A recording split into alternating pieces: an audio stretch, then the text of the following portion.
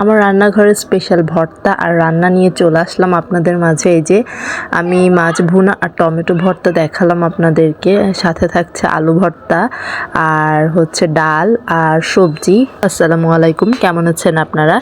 এই যে দেখেন আমি এখানে মাছের মাথা নিয়ে নিলাম, এই যে সবজি দিয়ে আমি রান্না করব মাছের মাথাটা।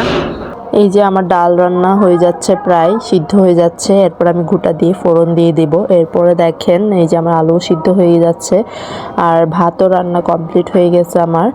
এরপর আমি মাছ কয়েকটা ছিল ফ্রিজে, এগুলা ভাবতেছি একটু ঝাল ঝাল করে ভুনা করব টমেটো দিয়ে। আর হচ্ছে দেখেন আমি ডালে ঘুটা দিচ্ছি। এরপর আমি মাছগুলোকে একটু হালকা মরিচ আর হলুদ লবণ দিয়ে মেখে নিচ্ছি, ভাজি করব। আসলে এই কয়েকটা মাছ ছিল ফ্রিজে, এই জন্য ভাবছি আর এগুলো কি করব, এই জন্য একটু হালকা ভুনা করে ফেলি, মরিচ দিয়ে ভালো লাগবে।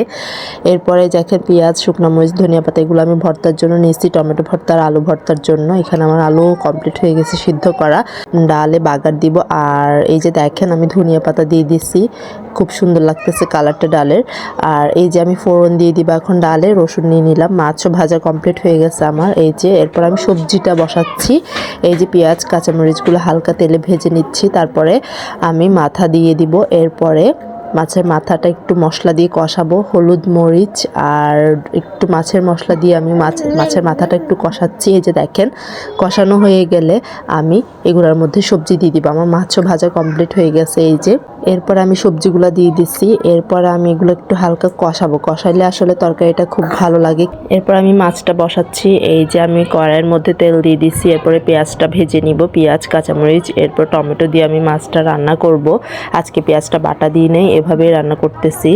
এরপরে কুচি করে রান্না করতেছি। এরপর আমি সবজিটাও আমার কমপ্লিট হয়ে গেছে। এই যে আমি মাছের মাথা দিয়ে সবজি রান্না করলাম, দেখতে খুব ভালো লাগতেছে। এরপর আমি ধনিয়া পাতা দিয়ে সবজিটা নামাই ফেলবো। এই যে দেখেন আমার সবজি রান্না কমপ্লিট হয়ে গেছে। এরপর আমি পেঁয়াজটা ভাজা দিয়ে নিচ্ছি। ভাজা হয়ে গেলে এর মধ্যে আমি হলুদের গুঁড়ি, মরিচের গুঁড়ি আর একটু জিরার গুঁড়ি দিব। এরপর আমি মাছের মশলা দিয়ে দিব, রাঁধুনি মাছের মশলা। এটা দিলে আসলে ভালো লাগে, স্বাদ লাগে। এরপর আমি টমেটো দিয়ে দিচ্ছি, টমেটো দিয়ে মশলাগুলো ভালো করে কষাবো, কষাইলে তরকারিটা ভালো লাগবে খেতে। এরপরে দেখেন এই যে আমি ভালো করে কষিয়ে নিচ্ছি। এরপর একটু পানি দিয়ে দিব, পানি দিয়ে আবার একটু কষাই নিব। তারপর আমি মাছগুলো দিয়ে একটু ঝোল দিয়ে দিব। এই যে দেখেন টমেটো দিয়ে আমি ভালো করে কষাচ্ছি। এরপর আমি আলুগুলো ছিলে নিচ্ছি। আলুগুলো ছিলা হয়ে গেলে এরপর আমি ভর্তা করব, আলুর ভর্তা আর টমেটো ভর্তা। এই যে আমার মশলা কষানো হয়ে গেছে, দেখছেন কতটা সুন্দর কালার আসছে, তেলটা উপরে উঠে আসছে। এরপর আমি মাছগুলো দিয়ে দিছি, মাছগুলো দিয়ে একটু হালকা নাড়াচাড়া করব। এরপর আমি একটু ঝোল দিয়ে দিব। এরপরে দেখেন আমার সবজিটাও তো হয়ে গেল। দেখেন মাছ রান্না আর এই আলু ভর্তা, আলু আর মরিচ ভর্তা করে রাখছি, খাওয়ার সময় মেখে নিব। টমেটোটাও আমি কেটে ভালো করে কুচিয়ে নিয়েছি। এরপরে ভাত খাওয়ার সময় মেখে নিব এগুলা। এই যে সবজি আর ডাল, এই যে আমার রান্নাঘরের মজার রান্না আপনাদের দেখালাম। আর সাথে তো ভাত থাকছেই।